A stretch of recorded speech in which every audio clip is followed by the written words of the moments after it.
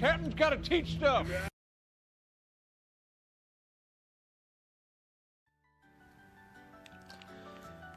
Hey, what is going on, guys? So, I recorded a bunch of videos of me customizing and restoring action figures.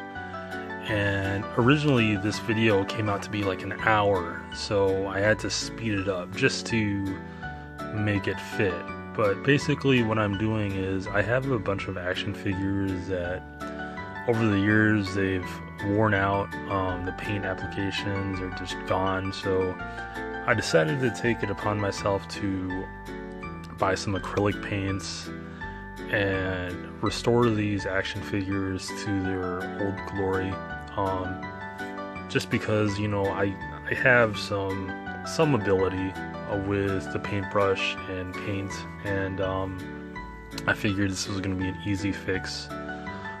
As you can tell by like the Superman that I showed you just a few seconds ago, there was a couple of ink blots on there, and then for that Wonder Woman I actually painted that lasso gray in order to, you know, when I paint it yellow, more of the details are going to come out. And what I just showed you right now was it was a Batman, it's customized Batman. I made it from I want to say a G.I. Joe movie figure. I think it was Snake Eyes, and it was the Snake Eyes with the face and the mouth sculpted on, which didn't make any sense. So I figured, you know, might as well make something out of it, since I didn't really understand why that original movie sculpted the face and the mouth. So I decided to just, you know, add some you know, ears and you know, like the ears for the bat, and make my own Batman. So here are a bunch of like the acrylic paints that I'm using. Really cheap. I got them from Walmart. They're only 50 cents a pop, which is good. They're not great quality. They're actually pretty watery. So when you're painting, you know, of course you want to use like a wet brush. You know, you want some water. You know, and unless you want a dry brush, you know, that's also a different technique. But I got all my supplies from Walmart just because I'm not going to do anything really fancy. It's more of like a managing my action figures and making sure that, you know, all the paint applications are in the right spot. I got this set of brushes from Walmart as well. I think it was only about $4. It was a good set. They have varied thicknesses to the bristles. You know, some of them are just like the wide head for like thicker marks. But yeah, so like for the lid of that yogurt container, I just made that like a makeshift easel, and you see that Yoplait yogurt container. It's just, there's no yogurt in there, of course. I filled it with water, and that's for the purpose of using the brush. And you know, I started to cover the cape. As you can tell, there's a bunch of like ink stains from there. I'm not sure if it's like from the pens that I had in my book bag or what, or you know, just the cape just started fading and melting because my car gets hot over the summer. It could be any number of things. So what I did is I cleaned the figure first, of course, and as you can tell, like I put my first coat of paint on there, and you could still really see the ink stains on the back. So I figured, you know, this is gonna take multiple coats of paint to just cover those ink blots, because those ink blots are really really dark and very distinct. So this is just the first coat of paint, just to just to make sure that it's an adhesive. So I'm really coating it for the other coats of paint that I'm going to apply on later on, and that's what I'm just going to keep on doing with this particular figure, is just putting a coat of paint on, waiting for it to dry, then putting another coat. It's not, there's nothing fancy about the process or the method. It's just time consuming and having patience, knowing that it's going to be a process of putting multiple coats of paint. It's that's just the process of it. So the other thing that I was painting as well is my Spider-Man mini-mate, and as you can tell there, I'm not sure if you can see because of the focus or the speed of the video. As I said, I have to speed up the video because of how long all the clips turned out to be. But there's a chip on the back of the head of the Spider-Man, so it was a quick fix. All I needed to do was just to put a couple coats of paint on the top of it, and you can tell anymore. And I really like doing this too. Is just it's a good way of just relaxing and taking your mind off of things. Like, I really don't think about anything while I'm doing this. It's just a really relaxing thing to do. What else do I have planned? As you can tell, like when I put the paint on there on the my makeshift easel, some paints, they really hold up well and they're pretty thick. Like you can see that yellow, it's not moving at all. That red was super watery. It was just difficult to, I guess, as far as like the cape goes, it's not as thick paint, so I definitely had to apply a lot more coats to it. So this is the Wonder Woman lasso for my Justice League Unlimited Wonder Woman, and I originally had the idea of painting this lasso gray and then just waiting for it a little bit, waiting for it to dry, which I did, and then painting over it with a much more vibrant yellow,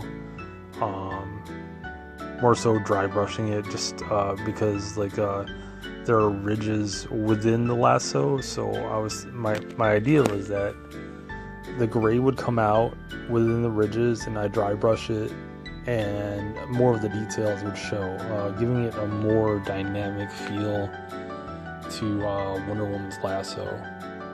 And I like the effect. I think it was a good effect for this particular accessory. I think it was a good effect, and I wanted it to be a much more vibrant as well,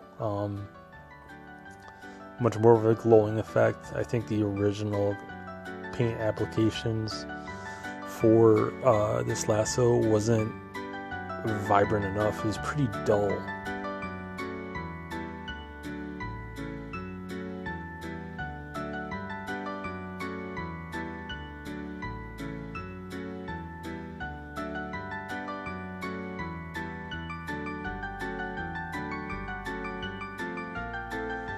Here's another example of how runny the paint was. Look how the pavement gray, like, it just moves. It doesn't stay in one place, and that's how you could tell how thick the paint is.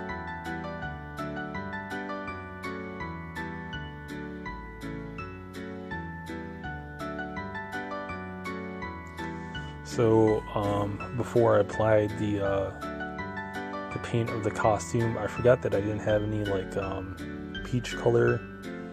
I wanted to mix that. I wanted to make like a custom color, just because I think like Bruce Wayne is a little more olive tone, because of how he is as a playboy billionaire. I would assume he, during the day he parties a lot or whatever, so he has this much more of a tan, and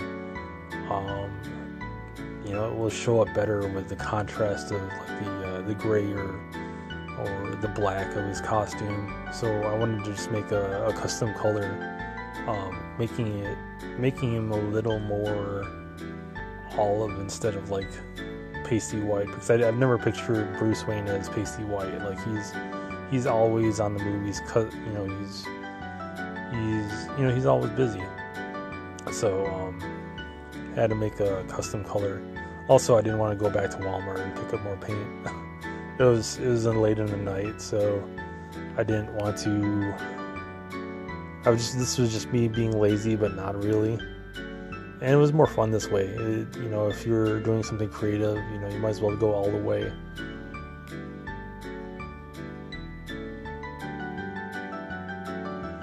I've got to say, I liked the effect of the custom color. I think it turned out well. You guys are gonna have to see how it dried. I thought it looked nice.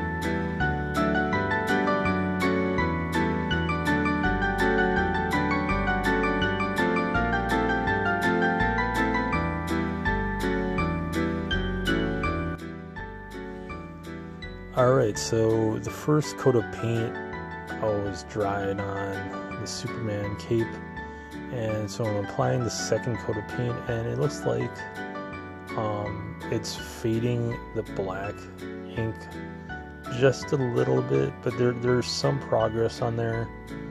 I know it's definitely going to take more than a couple or even a few or even several layers of paint before that ink starts to fade away, but you know, that's okay. I mean, it's not going anywhere, and you know, this activity is just always relaxing. You know, it just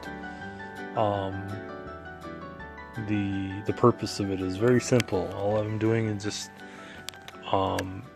making sure those action figures are restored. For this video, actually, I played with like different ways of lighting this video, so that's why there's no uniform lighting.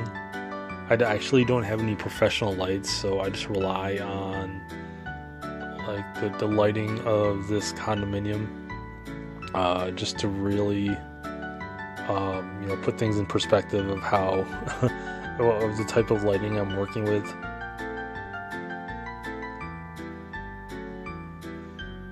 I think this is the third coat of paint that I applied to his cape, and as you can tell, there's not much progress in between 2 and 3. I mean, maybe because of the lighting it looks like there's a lot of progress, but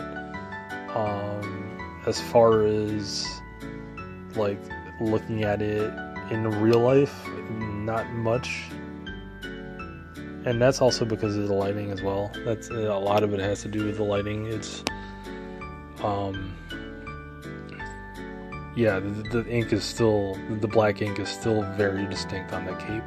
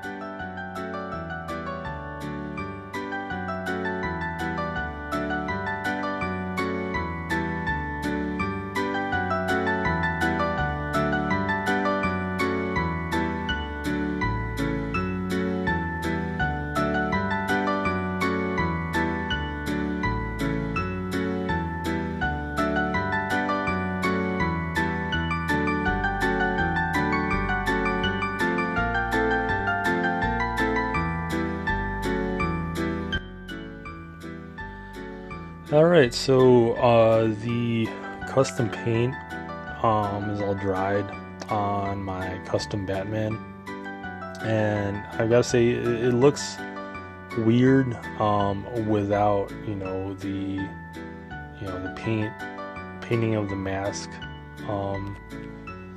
and so it's something where I really had to have more patience with it, because I wanted to see how all of these elements weave together and form like a cohesive piece. So what I did is that I didn't want to straight up paint the mask black yet. Like, I wanted to outline the eyes in white, just so I know where to put the eyes. And this was actually the most challenging part of it, was just painting the eyes and making sure that I got the detail right. And then after that, you'll see, like, maybe in a minute or two, when I was painting on the mask, it was just like determining where the eye holes of the mask, where it begins and ends, and it took some time to really work that out. But it was a good challenge, I would say. It was a good challenge because it really gives you more, or myself, more of a great perspective about how toys are produced. Definitely if it's like a handmade toy or like a custom toy, like, those guys really work their butts off and make, produce really good stuff. Definitely for like the mass produced like toys, like, the stuff that's made by machines, they have the privilege of making toys through machinery, and you just press a button, and of course there's a lot of like artistic things involved with that. But you know, for the most part, if it's mass produced, then you know, you really have machines that could measure things out to to the precision that they desire. But if you're doing this by hand, you know, you really have to have a great steady hand. And no, by no means is like when I'm done with this action figure, it's gonna look like a mass-produced like toy right off the line. You know, it's gonna look like somebody hand painted this action figure, and that's okay. I'm happy with that because you know, that's what makes it special. It's something that, you know, I put some work in and put my time in, and you know, hopefully it turns out good. We'll see. Like, definitely letting you know how I did. It's been what, maybe 10-15 years since I completed a custom, and you know, that's something that I always wanted to get into because I see like the great work people do. But then I also lose patience too, and I cut corners.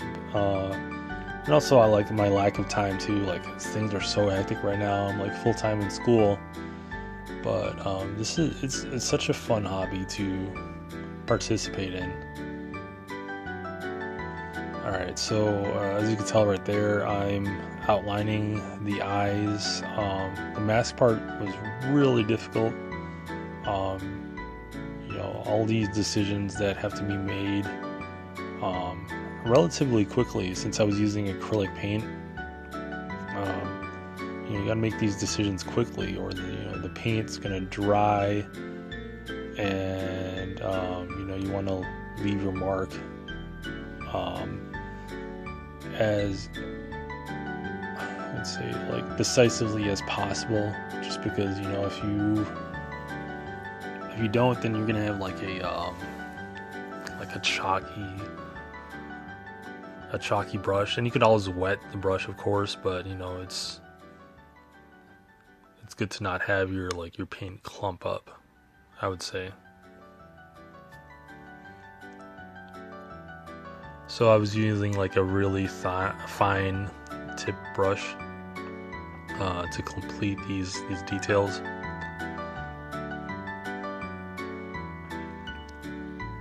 And you can see the bigger eye holes, so I started to slim that down. I gotta say though, I was looking at it and I was like, maybe I should just paint him blue and make him look like the Tick, but like, he's not big enough, you know. And I didn't have the coils for the Tick's, like you know, like his antennae, I'd say.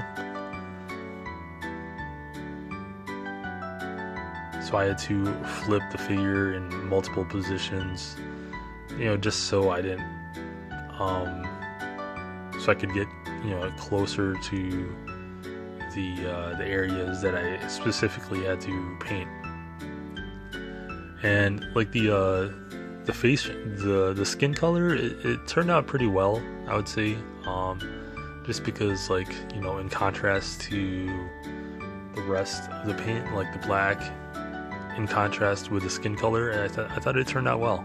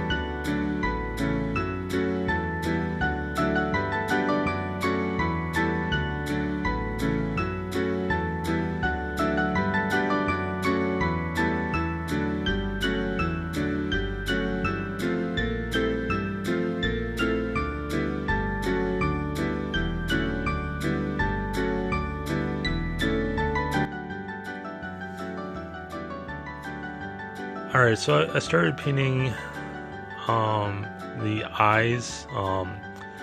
I guess I gave him pupils, and I'm not so sure how I feel about that now. Just considering how it looks now, I mean, I think I made the pupils a lot larger than they're supposed to be. But maybe I'll just chalk that up as like this being a very stylized figure for the sake of, like, I don't think I will be able to really capture realism with what I'm trying to accomplish here. So after all the black paint was applied and dried, I decided to give him a coat of like the pavement gray to lighten him up a bit, and just also to give some variance in the paint and make it look give it a much more dynamic feel. And I think that would work, even if like some of the black shows in some areas and the gray shows up in some areas. I think, just having that variance in paint will make him look a bit more dynamic. I think I think I might give him a little more of like a black paint on the front, and then I'm gonna dry brush him again. So I'm gonna give him a couple more of a black and gray pavement treatment to just give him a much more dynamic feel. I'm still on the lookout for some accessories that I could apply. I mean, if you could look at them, I still need to find like a utility belt. I need to find a proper cape. Just a few things that I need to find for this figure. Luckily, there's the Kane County Toy Fair is coming up in maybe a couple weeks. So if I could find some nice accessories to add to this figure, that would be great. And I'll definitely show that to you guys too. I think this is going to be an ongoing process of me showing off, or not showing off, but showing the progress of this figure, and maybe this will lead to more hobbies in the toy sphere, so to speak. But yeah, so I think the gray came out well. I had difficulty painting this figure just because I didn't have a stand to hold him in. So I realized really quickly like I needed to paint in sections, but I got really impatient. Like, I want this figure done now, but there's no way that's gonna happen. I also have to figure out like how I'm going to place that bat symbol on his chest. Like if I could maybe use an old Batarang and super glue that to his chest, or just paint it on. A couple options. If I just paint it on, it's gonna have like a more uniform feel. But if I super glue something on, it's gonna give it more texture and depth, which is probably what I'm going to do. And there's the lasso that I'm finishing up, so it's finally that full yellow color paint. And then back to the Batman figure. So as you can tell, I'm adding more coats of gray. I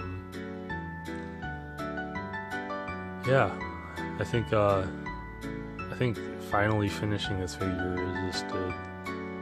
is a good thing. I want some. It's been sitting around for a while, so I actually started this figure like maybe 5 years ago, and I was like, I put it away and I had other things to do, and I totally forgot about this custom. So hopefully, if I keep that in mind, then I could, just complete it, and you guys could see the finished product. So the gray is coming out really well. I'm planning on painting the trunks blue and his gloves blue. I want to give it more of like a like the 2000s feel of like the pre-New 52 Batman. I think more along the lines of like a Dick Grayson Batman when Bruce Wayne died. or like he was stuck in time, whatever that storyline was. It was crazy. It was weird. Actually, I would have liked for Bruce Wayne to actually die instead of being stuck in time. That would have made much more sense than whatever DC came up with. It was just really weird. It seemed way too similar to the Captain America death scene. It seemed a way too familiar, like those two mimicked each other. But anyways, yeah, so this is it as far as the progress goes for these figures, as far as painting them and restoring them. I'd say it's a good some good progress. I'll definitely share some more videos with you guys soon as far as the progress goes with these, but it's still gonna take some time planning and picking out these accessories. So thanks for watching, guys. That's it for this video. Please like or comment and subscribe to this channel if you haven't already. So thanks for watching, guys.